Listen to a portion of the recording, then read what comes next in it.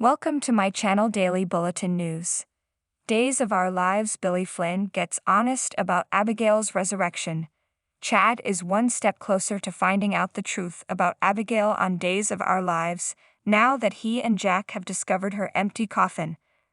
But did Clyde just remove her body to mess with Chad, or is she really the woman being held hostage in that footage the drug lord was keeping?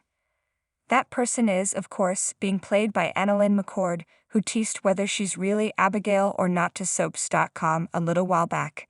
It may be some time before we can a definitive answer, but Billy Flynn did share some background about how the story unwound when he spoke with Soap Opera Digest recently. For one thing, he's all for bringing Abigail back because of how much he loves her and Chad together, but personally, for me, it depends on the execution of it.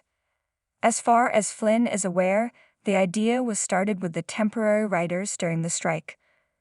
But then head writer Ron Carlivati and the regular writing staff returned and ran with it.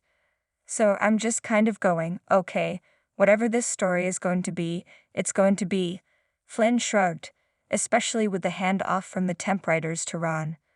When they brought her back from the dead the last time with Marcy Miller taking over, there was intent, Chad's portrait explained.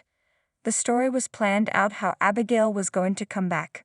When Marcy started, I knew it was going to be a big story. This time around, I didn't know what it was going to be. Of course, by now, Flynn, McCord, and the rest of the Days of Our Lives team know how it all plays out, since they shoot about 6 months in advance. But it makes sense since McCord revealed that to soaps.com she was in talks to join the show around when Carlivati and team returned, and at first, they weren't even sure who she'd play. Of course, now we aren't sure if she'll be the real deal Abigail or a fake, but it should be a wild ride getting to the bottom of this grave-digging mystery.